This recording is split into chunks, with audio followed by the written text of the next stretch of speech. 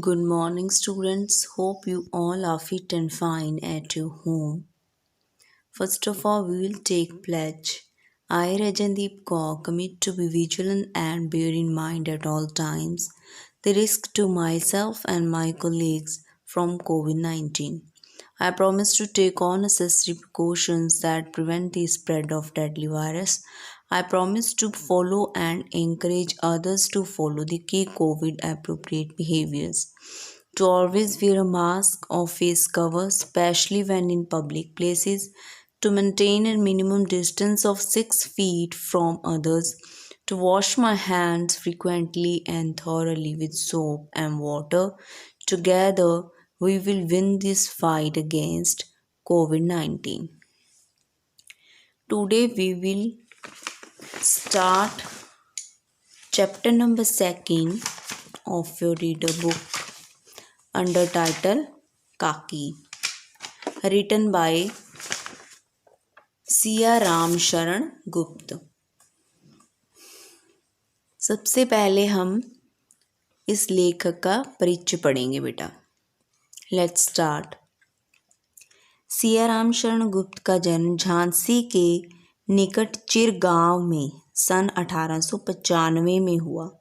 आप राष्ट्र कवि मैथिली शरण गुप्त के अग्रज थे, मतलब बड़े भाई थे। प्रारंभिक शिक्षा पूरी करने के बाद इन्होंने घर पर ही गुजराती, अंग्रेजी और हिंदी भाषा सीखी। गुप्त जी विश्व प्रेम, विश्व शांति, सत्य और अहिंसा से आजीवन प्रभावित रहे। इन्हें साहित्य में दरिद्रता, कुरीतियों के विरुद्ध आक्रोश, मतलब जो अंधविश्वास हैं, जो हमारे वहम हैं, उनके प्रति आक्रोश जैसे भावों की बहुलता है। गुप्त जी को दीर्घकालीन साहित्य सेवाओं के लिए सन 1962 में, दीर्घकालीन साहित्य सेवाएं मतलब बहुत लंबे समय तक उन्होंने राइटिंग की। सरस्वती हीरक जयंती के अवसर पर सम्मानित किया गया। इन्हें नागरी प्रचारिणी सभा वाराणसी द्वारा सुधाकर पदक से भी विभूषित किया गया। पदक मतलब मेडल। 9 मार्च 1963 को इनका निधन हो गया। अनाथ, आर्द्रा, दुर्वादल इनके काव्यखंड, मानुषी कहानी संग्रह, पुण्य पर्व नाटक, अनुरूपा तथा अमृतपुत्र कविता संग्रह, नारी और गोद उपन्यास तथा झूठ सच निबंध संग्रह उल्लेखनीय हैं। गुप्त जी की भाषा सरल, सहज तथा व्यवहारिक है। स्टोरी का नाम है बेटा काकी। इसमें एक जो मेन कैरेक्टर है श्यामू, जो इस कहानी का लीड हीरो है, उसकी माँ की मृत्यु हो जाती है और बड़े ही मार्मिक ढंग से इस कहानी में बच्चों के बड़े ही दयनीय भावों का उल्लेख किया गया है। इस कहानी में मतलब एक बच्चा माँ के बाद क्या सोचता है, उसके मन पर क्या प्रभाव पड़ता है और असंभव को वो संभव करना चाहता है, मतलब वो अपनी माँ को वापस लाना चाहता है। लेट्स स्टार्ट दिस पोइम बेटा, स्टोरी। उस दिन बड़े सवेरे श्यामू की नींद खुली तो उसने देखा कि घर भर में कोहराम मचा हुआ है। कोहराम मतलब जब बुरी खबर का हल्ला मचे, रोना धोना, उसका शोर इज कॉल्ड कोहराम। उसकी माँ नीचे से ऊपर तक एक कपड़ा ओढ़े हुए कंबल पर भूमि शयन कर रही थी। मतलब उसने जब देखा उसकी माँ के ऊपर कपड़ा रखा हुआ था, क्योंकि उसकी मृत्यु हो चुकी थी और वो भूमि शयन कर रही थी, मतलब भूमि पर सोई हुई प्रतीत हो रही थी। और घर के सब लोग उसे घेर कर बैठे बड़े करुण ढंग से विलाप कर रहे हैं। मतलब घर के चारों ओर लोग बैठे हैं उनके और रो रहे हैं। लोग जब उमा को शमशान ले जाने के लिए उठाकर ले जाने लगे तब श्यामू ने बड़ा उपद्रव मचाया। मतलब जब संस्कार के लिए उसकी माँ की डेड बॉडी को ले जाया जा रहा था, ऑब्वियस है उसके बच्चे को देखो क्या फील हो रहा होगा। श्यामू ने बहुत कोशिश की कि मैं उन्हें रोक लूं और वो बहुत ज़्यादा दुखी हो रहा था, रो रहा था। लोगों के हाथ से छूटकर वह उमा के ऊपर जा गिरा। लोग उसे रोक रहे थे जो उनसे वो छूट गया और उमा के ऊपर जा गिरा। बोला, काकी सो रही हैं, उन्हें इस तरह उठाकर कहाँ लिए जा रहे हो? मैं ना जाने दूंगा। मतलब वो छोटा सा है बच्चा बेचारा, उसे नहीं पता। उसे अब भी लग रहा है कि मेरी माँ काकी माँ को संबोधित करने के लिए वर्ड यूज़ होता है कि वो सो रही हैं, उसे उठाकर क्यों लेके जा रहे हो। लोग बड़ी कठिनता से उसे हटा पाए।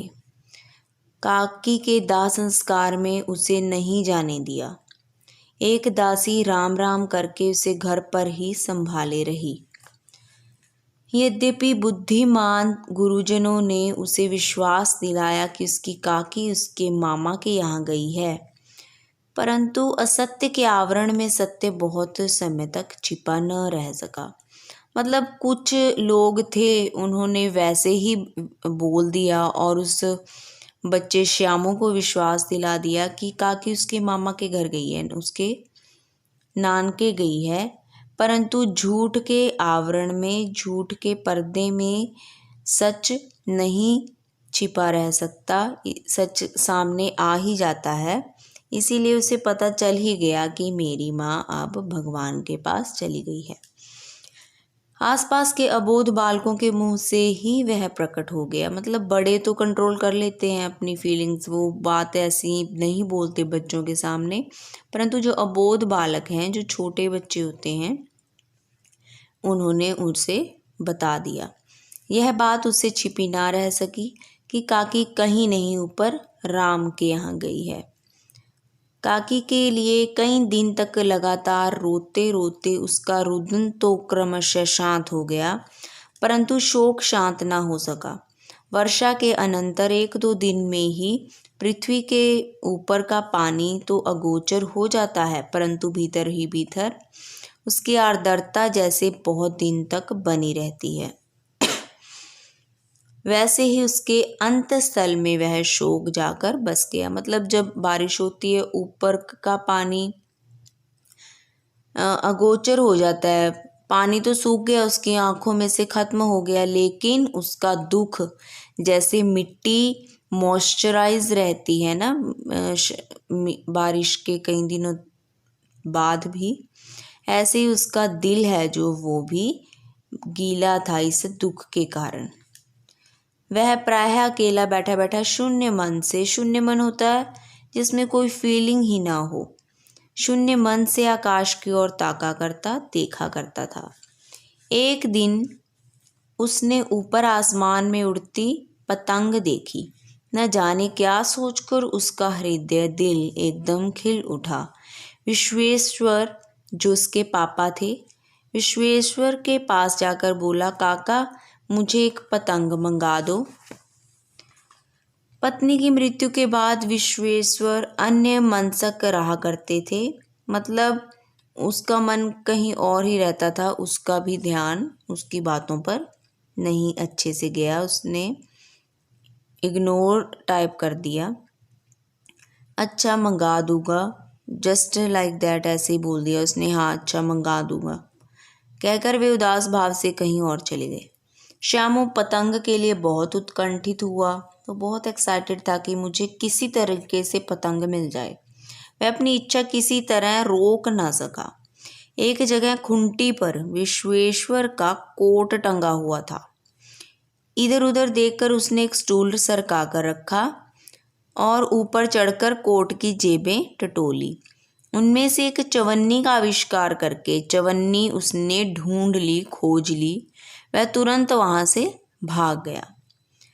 सुखिया दासी का लड़का भोला, मतलब उनके यहाँ एक दासी थी जिसका नाम सुखिया था, उसका बेटा था भोला। श्यामू का समवयस्क साथी था, मतलब उसका हम उम्र उसी की एज के इर्द गिर्द का फ्रेंड था उसका भोला। श्यामू ने उसे चवन्नी देकर कहा, अपनी जीजी से कहकर गुपचुप एक पतंग और डोर मंगा दो, मतलब अपनी बहन से एक पतंग डोर मंगवा दो। देखो खूब अकेले में लाना, कोई जान न पाए, मतलब तुम अकेले में लेकर आना, किसी को पता न चले। पतंग आई, एक अंधेरे घर में उसमें डोर बांधी जाने लगी, मतलब अंधेरे घर में चोरी चोरी वो उस पतंग से डोर बांध रहा था। श्यामू ने धीरे से कहा, भोला किसी से ना कहो तो एक बात कहूँ। भोला ने सिर हिलाकर कहा, नहीं किसी से नहीं कहूँगा, कह दो। श्यामू ने सिर हिलाकर कहा, मैं यह पतंग ऊपर राम के यहाँ भेजूंगा, इसे पकड़कर काकी नीचे उतरेंगी। मैं लिखना नहीं जानता, नहीं तो इस पर उनका नाम भी लिख देता। How innocent he is. वो पतंग के थ्रू अपनी काकी को, मतलब आसमान में बोल देते थे ना पहले कि आसमान में चले गए, अपनी काकी को वापस लेकर आना चाहता था।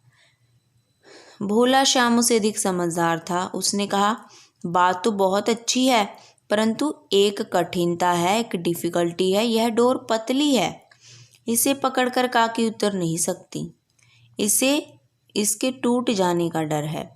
पतंग में मोटी रस्सी हो तो सब ठीक हो जाएगा। श्यामू गंभीर हो गया। देखो बच्चे क्या बातें कर रहे हैं, और ये बातें सुनकर श्यामू गंभीर हो गया, थोड़ा सोचने लगा।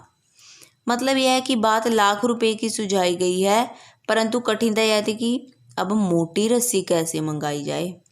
पास में दाम है नहीं, मतलब उसके पास कोई पैसे नहीं थे, और घर के जो आदमी उसकी काकी को बिना दया माया के जलाए हैं। देखो वो क्या फील कर रहा है कि घर वालों ने जब संस्कार कर दिया उसकी काकी का, उसे लग रहा था कि कितने निर्दयी हैं मेरे घर वाले जो मेरी माँ को जलाए हैं। वे उसे इस काम के लिए कुछ नहीं देंगे, मतलब अगर उसने ऐसे बोला ना कि काकी को मैंने पतंग के थ्रू वापस लेकर आना है, तो भी वो नहीं मदद करेंगे मेरी। उस दिन श्यामू को चिंता के मारे बड़ी रात तक नींद नहीं आई।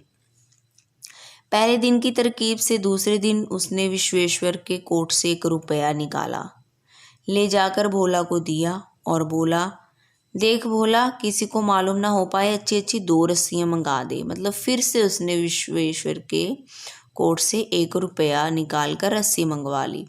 1 रस्सी ओछी पड़ेगी, मतलब 1 रस्सी तो छोटी पड़ेगी, उसने 2 मंगवाई। जवाहर भैया से मैं कागज़ पर काकी लिखवा रखूँगा, नाम की चिट रहेगी तो पतंग उन्हीं के पास पहुँच जाएगी। मतलब उस जो एक राइटिंग कर सकता था जवाहर, उससे काकी एक चिट पर काकी लिखवाने की भी प्लानिंग कर दी। 2 घंटे बाद प्रफुल्ल मन से श्यामू और भोला अंधेरी कोठरी में बैठे बैठे पतंग में रस्सी बांध रहे थे। अकस्मात अचानक से शुभ कार्य में विघ्न की तरह उग्र रूप धारण किए हुए, मतलब बहुत गुस्से में, विघ्न मतलब रुकावट की तरह, जब कोई अच्छे काम में रुकावट डाल देता है, ऐसे ही गुस्से में आए कौन? विश्वेश्वर वहां आ घुसे। भोला और श्यामू को धमका कर बोले, तुमने हमारे कोट में से रुपया निकाला है। भोला सक पकाकर एक ही डांट में मुखबिर हो गया। मुखबिर मतलब उसने बता दिया सच। भोला बोला, श्यामू भैया ने रस्सी और पतंग मंगाने के लिए निकाला था। भोला उसका दोस्त ने सच बता दिया। विश्वेश्वर ने श्यामू को 2 तमाचे जड़कर कहा, चोरी सीखकर जेल जाएगा। अच्छा, तुझे आज अच्छी तरह समझाता हूँ। यह कहकर फिर तमाचे जड़े और कान मलने के बाद पतंग भी फाड़ डाली। अब रस्सियों की ओर देखकर कहा, ये किसने मंगाई? भोला ने कहा, इन्होंने मंगाई थी। श्यामू को रेफर करके कहते थे, इनसे पतंग तान कर काकी को राम के यहाँ से नीचे उतारेंगे। विश्वेश्वर हतबुद्धि होकर वहीं खड़े रह गए। हतबुद्धि मतलब वो स्टन हो गया ये बात सुनकर कि श्यामू ने पतंग तानकर काकी को राम के यहाँ से नीचे उतारने के लिए रस्सी और पतंग मंगाई थी। उन्होंने फटी हुई पतंग उठाकर देखी, उस पर चिपके हुए कागज पर लिखा हुआ था काकी। Hope you have understood this story. You can read this again. Okay बेटा, take care.